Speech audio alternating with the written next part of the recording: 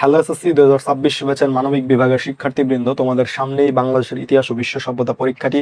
সেই নিমিত্তে অধ্যায় 8 বাংলায় ইংরেজ শাসনের সূচনা পর্ব ওয়ান শট এমসিকিউ ক্লাসটি শুরু করছি। প্রথম এমসিকিউটি রয়েছে, কোন ইউরোপীয় নাবিক সমুদ্রপথে সর্বপ্রথম ভারত উপমহাদেশে আসেন? সর্বপ্রথম সমুদ্রপথে ভারত মহাদেশে আসেন নাবিক ভাস্কো দা গামা। নাবিক ভাস্কো দা গামা ইউরোপীয় নাবিক, তিনি ছিলেন মূলত পর্তুগিজ নাবিক। তাই এখানে সঠিক উত্তরটা হচ্ছে কি অপশন ক, Vasco da Gama. Vasco da Gama কত সালে ভারতীয় উপমহাদেশে আসেন? ভাস্কো দা গামা ভারতীয় উপমহাদেশে আসেন হচ্ছে কি 1498 সালে। 1498 সালের 20 মে কি তিনি ভারতবর্ষে পৌঁছান। তাই এখানে সঠিক উত্তরটা হচ্ছে কি অপশন ক, 1498 সালে। ভাস্কো দা গামা প্রথমে ভারতীয় উপমহাদেশে কোন বন্দরে এসে পৌঁছান? ভারতীয় উপমহাদেশে কি কালিকট বন্দরে এসে পৌঁছান। কালিকট বন্দরে এসে পৌঁছান। ভারতের কেরালা রাজ্যের কালিকট বন্দরে তিনি নোঙর করেন। সেখানকার স্থানীয় রাজা জামোরিন তাকে কি অভ্যর্থনা জানিয়েছিলেন। তাই এখানে সঠিক উত্তরটা হচ্ছে কি অপশন ঘ, কালিকট। ওলন্দাজরা এ উপমহাদেশে আসে কেন? ওলন্দাজরা এ উপমহাদেশে আসে কি বাণিজ্যের জন্য। বাণিজ্যের জন্য। ইউরোপীয়দের প্রধান আকর্ষণ ছিল এদেশের মশলা, মসলিন, কাপড় এবং রেশম। তারা শুরুতে রাজনৈতিক উদ্দেশ্যে আসেনি, এসেছিল কি নিছক বাণিজ্য করে মুনাফা লাভের আশায়। তাই এখানে সঠিক উত্তরটা হচ্ছে কি অপশন ঘ, বাণিজ্যের জন্য। কত সালে ওলন্দাজরা ভারতে আসে? ভারতে ওলন্দাজরা আসে 1602 সালে।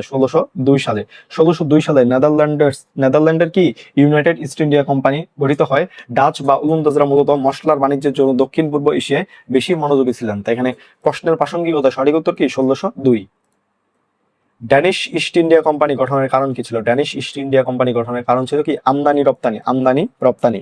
ডেনমার্কের বণিকেরা বাণিজ্য করার রাজকীয় সনদ পেয়ে এই কোম্পানি গঠন করে। তাদের প্রধান উদ্দেশ্য ছিল কি প্রাচ্যের সাথে পণ্যের আদান প্রদান করা। তাই এখানে সঠিক উত্তরটা হচ্ছে কি অপশন ঘ, আমদানি রপ্তানি।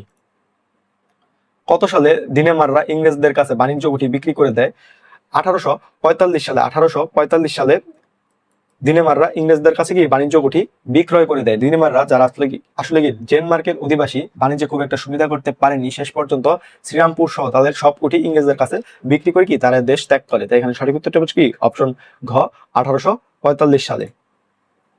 পর্তুগিজ ড্যাশ দিনেমার চিহ্নিত স্থানে কোন ইউরোপীয় বণিক গোষ্ঠীর নাম বসবে? চিহ্নিত স্থানে বসবে কি ডাচ বণিক গোষ্ঠীর নাম, জাস। এটি ছিল ইউরোপীয়দের আসার ক্রম। পর্তুগিজরা এসেছিল, তারপর এসেছিল কি ডাচ বা ওলন্দাজরা, তারপর এসেছিল কি দিনেমাররা। তাই এখানে সঠিক উত্তরটা হচ্ছে কি অপশন গ, ডাচ।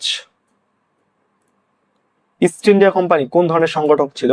ইস্ট ইন্ডিয়া কোম্পানি ছিল কোন ধরনের সংগঠন? ছিল হচ্ছে কি বণিক সংগঠন। এটি লন্ডনের কিছু ব্যবসায়ীদের একটি ব্যক্তিগত উদ্যোগ ছিল, যা রানী এলিজাবেথের কাছে বাণিজ্যের অনুমতি পেয়েছিল। তাই এখানে সঠিক উত্তরটা হচ্ছে কি অপশন ক, বণিক।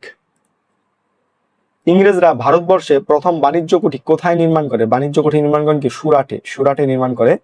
সম্রাট জাহাঙ্গীরের অনুমতি নিয়ে 1612 থেকে 1613 সালের দিকে ভারতের গুজরাটের সুরাটে তারা প্রথম স্থায়ী বাণিজ্য কুঠি স্থাপন করে। তাই এখানে সঠিক উত্তরটা হচ্ছে কি অপশন খ, সুরাটে। দ্বিতীয় চার্লস কিভাবে বোম্বাই শহর লাভ করেন? এটি হচ্ছে কি বিয়ের যৌতুক হিসেবে। এটা একটি মজার তথ্য। 1661 সালে ইংল্যান্ডের রাজাকে দ্বিতীয় চার্লস পর্তুগিজ রাজকুমারী ক্যাথরিনকে বিয়ে করলে পর্তুগিজরা উপহার হিসেবে কি তাকে বোম্বাই শহরটি দিয়ে দেয়। তাই এখানে সঠিক উত্তরটা হচ্ছে কি অপশন ক, বিয়ের যৌতুক হিসেবে। ফোর্ট উইলিয়াম দুর্গ নির্মাণ হয় কত সালে? নির্মাণ হয় হচ্ছে কি 1700 সালে। রাজা তৃতীয় উইলিয়ামের নাম অনুসারে এই দুর্গের নামকরণ করা হয় ফোর্ট উইলিয়াম। এটি ইংরেজদের শক্তির কেন্দ্রবিন্দুতে পরিণত হয়েছিল। তাই এখানে সঠিক উত্তরটা হচ্ছে কি অপশন ঘ, 1700 সালে। ভারতবর্ষে ইংরেজদের অপ্রতিদ্বন্দ্বী শক্তিতে পরিণত হওয়ার প্রধান কারণ কি ছিল? তার প্রধান কারণ ছিল কি ব্যবসা বাণিজ্যের প্রসার। ব্যবসা বাণিজ্যের মাধ্যমে ইংরেজদের হাতে প্রচুর অর্থ আসে, যা দিয়ে তারা শক্তিশালী সেনাবাহিনী, আধুনিক অস্ত্র সংগ্রহ করে এবং অন্যান্য ইউরোপীয় শক্তিকে কি করে নৌ শক্তির বলে হারিয়ে দেয়। তাই এখানে সঠিক উত্তরটা হচ্ছে কি অপশন ঘ, ব্যবসা বাণিজ্যের প্রসার। ফরাসি উপনিবেশ কোথায় গড়ে ওঠে? ফরাসি উপনিবেশ গড়ে ওঠে হচ্ছে কি পন্ডিচেরিতে। দক্ষিণ ভারতের পন্ডিচেরি বর্তমানে কি পদুচেরি ছিল ফরাসিদের প্রধান ঘাঁটি। এছাড়াও বাংলার চন্দননগরেও কি তাদের বড় উঠি ছিল। তো এখানে সঠিক উত্তরটা হচ্ছে কি অপশন খ, পন্ডিচেরিতে। ফরাসি কোম্পানি এদেশ ত্যাগ করতে বাধ্য হয় কেন? এদেশ ত্যাগ করতে বাধ্য হয় হচ্ছে ইংরেজদের উন্নত রণকৌশলে। ইংরেজ ও ফরাসিদের মধ্যে কর্ণাটকে যুদ্ধ হয়েছিল। রবার্ট ক্লাইভের চতুরতা ও উন্নত রণকৌশলের কাছে কি ফরাসিরা টিকতে পারেনি। তাই এখানে সঠিক উত্তরটা হচ্ছে কি অপশন ক, ইংরেজদের উন্নত রণকৌশল। পর্তুগিজ, ওলন্দাজ, দিনেমাস, ইংরেজ ড্যাশ চিহ্নিত স্থানটিতে কোনটি বসবে? চিহ্নিত স্থানটিতে বসবে হচ্ছে কি ফরাসি। চিহ্নিত স্থানটিতে বসবে কি ফরাসি। ফরাসিরা এ দেশে সবার শেষে অর্থাৎ কি 1664 সালে ভারতীয় উপমহাদেশে আসে। তাই এখানে সঠিক উত্তরটা হচ্ছে কি অপশন গ ফরাসি। কত সালে আলীবর্দী খানের মৃত্যু হয়? আলীবর্দী খানের মৃত্যু হয় কি 1756 সালে। 1756 সালে 10 এপ্রিল 1756 সালে তার মৃত্যুর পর বাংলার সিংহাসনে বসেন তার প্রিয় নাতি নবাব সিরাজউদ্দৌলা। তাই এখানে সঠিক উত্তরটা হচ্ছে কি অপশন ক 1756 সালে। পূর্ণিয়ার শাসনকর্তা কে ছিলেন? পূর্ণিয়ার শাসনকর্তা ছিলেন কি শওকত জং। শওকত জং।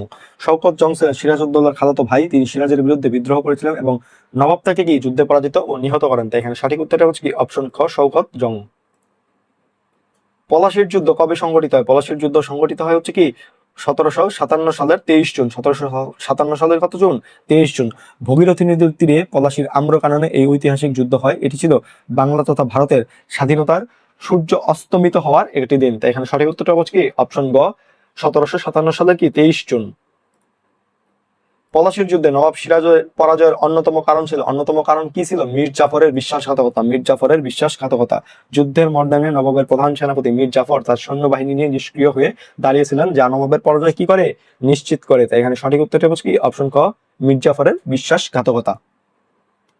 পলাশীর যুদ্ধে নবাবের পতনের পর সিংহাসনে বসেছিলেন কে? মীর জাফর। মীর জাফর বসেছিলেন। বিশ্বাসঘাতক মীর জাফর নবাবের পর নবাব সিরাজউদ্দৌলার পর কি বাংলার সিংহাসনে বসেছিলেন। ইংরেজরা তাকে শর্ত পূরণ করার পুরস্কার হিসেবে মীর জাফরকে কি কাঠের পুতুলের মতো কি নবাবের সিংহাসনে বসে নিজেরাই সরকার চালাতে শুরু করে। তাই এখানে সঠিক উত্তরটা হচ্ছে কি অপশন ঘ মীর জাফর।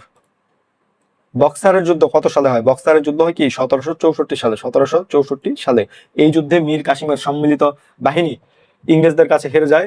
এই জয়ের মাধ্যমে ইংরেজরা ভারতের প্রকৃত শাসক হিসেবে প্রতিষ্ঠিত হয়। তাই এখানে সঠিক উত্তরটি হচ্ছে কি অপশন খ 1764 সালে। ইংরেজ আক্রমণ প্রতিহতকরণ লক্ষ্যে সেনাবাহিনী পুনর্গঠনের চেষ্টা করে। ইংরেজ আক্রমণ প্রতিহতকরণ লক্ষ্যে সেনাবাহিনী পুনর্গঠনের চেষ্টা করে কে? মীর কাসিম। মীর কাসিম। মীর কাসিম ছিলেন স্বাধীনচেতা। তিনি ইংরেজ প্রভাবমুক্ত হওয়ার জন্য রাজধানী মুর্শিদাবাদ থেকে শুরু করে মুঙ্গেরে সরিয়ে নিয়েছিলেন। রাজধানী মুর্শিদাবাদ থেকে কি মুঙ্গেরে সরিয়ে নিয়েছিলেন এবং ইউরোপীয় পদ্ধতিতে সেনাবাহিনী গঠন করেছিলেন। তাই এখানে সঠিক উত্তরটা হচ্ছে কি অপশন গ মীর কাসিম। ইংরেজ কোম্পানির দেওয়ানি লাভের ফলাফল হিসেবে নিচের কোনটি যুক্তিযুক্ত ছিল? যুক্তিযুক্ত যেটা ছিল সেটা হচ্ছে কি বাংলা থেকে তারা অর্থ পাচার করেছিল। বাংলা থেকে অর্থ পাচার। দেওয়ানি লাভের ফলে কোম্পানি কর আদায়ে আইনের অধিকার পায়। এদেশের সম্পদ দিয়ে তারা পণ্য কিনে বিদেশে পাঠাতো, যার বিনিময়ে কি এদেশ কিছুই পেত না। একে কি ড্রেন অফ ওয়েলথ বলা হয়। তাই এখানে সঠিক উত্তরটা হচ্ছে কি অপশন ক বাংলা থেকে অর্থ পাচার। কোম্পানির দেওয়ানি লাভের পরোক্ষ ফলাফল কোনটা ছিল? পরোক্ষ ফলাফল ছিল কি শিল্প বিপ্লব। পরোক্ষ ফলাফল কি ছিল? শিল্প বিপ্লব। বাংলা থেকে পাচার হওয়া বিপুল পরিমাণ অর্থ ইংল্যান্ডে পৌঁছানোর ফলে কি সেখানে কলকারখানা ও শিল্পের ব্যাপক উন্নতি ঘটেছিল। তো এখানে সঠিক উত্তরটা হচ্ছে কি অপশন গ শিল্প বিপ্লব। 76-এর মন্বন্তর কত সালে হয়? 76-এর মন্বন্তর হয় কি 1770 সালে। 1770 সালে বাংলায় 1176 সালে এই দুর্ভিক্ষ হয়েছিল বলে কি একে 76-এর মন্বন্তর বলা হয়। এতে কি বাংলার 1/3 মানুষ মারা যায়। তো এখানে সঠিক উত্তরটা হচ্ছে কি অপশন ক 1770 সালে। দ্বৈত শাসনের ফলে কি দেশের অর্থনীতি ভেঙে পড়েছিল। দেশের অর্থনীতি ভেঙে পড়েছিল। লর্ড ক্লাইভ প্রবর্তিত এই ব্যবস্থায় নবাবের দায়িত্ব ছিল কিন্তু ক্ষমতা ছিল না, আর কোম্পানির ছিল ক্ষমতা কিন্তু দায়িত্ব ছিল না। ফলে জনগণের ওপর জুলুম বেড়ে যায়, যার ফলে কি দেশের অর্থনীতি ভেঙে পড়ে। তাই এখানে সঠিক উত্তরটা হচ্ছে কি দেশের অর্থনীতি ভেঙে পড়েছিল। ডাচরা কোন দেশের অধিবাসী ছিল? ডাচরা ছিল হচ্ছে কি হল্যান্ডের অধিবাসী। হল্যান্ডের অধিবাসী। হল্যান্ডের বর্তমান নাম কি নেদারল্যান্ড। সেখান থেকে কি ওলন্দাজ বা ডাচরা এসেছিল। তো এখানে সঠিক উত্তর কি হল্যান্ড। ওয়ারেন হেস্টিংস পাঠশালা বন্দোবস্ত চালু করেন কত সালে? পাঠশালা বন্দোবস্ত চালু করেন সেটা হচ্ছে কি 1772 সালে। 1772 সালে রাজস্ব আদায়ের জন্য 5 বছর মেয়াদে জমি ইজারা দেওয়ার ব্যবস্থা করেছিলেন তিনি, কিন্তু এতে কৃষকদের উপর কি অত্যাচার কমেনি। তাই এখানে সঠিক উত্তরটা হচ্ছে কি প্রশ্নের প্রাসঙ্গিকতা 1972 সালে। চিরস্থায়ী বন্দোবস্ত কত সালে প্রবর্তন করা হয়? চিরস্থায়ী বন্দোবস্ত প্রবর্তন করা হয় কি 1793 সালে। 1793 সালে লর্ড কর্নওয়ালিস 22 মার্চ 1793 সালে এটি প্রবর্তন করেন এই ব্যবস্থাটি। এটি জমিদারদের জন্য লাভজনক হলেও কি কৃষকদের জন্য ছিল কি অভিশাপ। তাই এখানে সঠিক উত্তরটা হচ্ছে কি অপশন ঘ 1793 সালে। চিরস্থায়ী বন্দোবস্তে কৃষকদের ভাগ্য জমিদারদের উপর নির্ভরশীল ছিল কেন?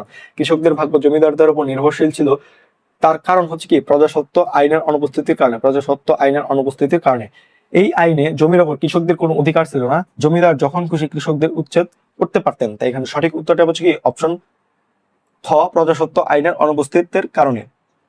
চিরস্থায়ী বন্দোবস্তের ফলে কাদের স্বার্থ সুরক্ষিত হয়? স্বার্থ সুরক্ষিত হয় কি জমিদারদের, স্বার্থ সুরক্ষিত হয় কি জমিদারদের।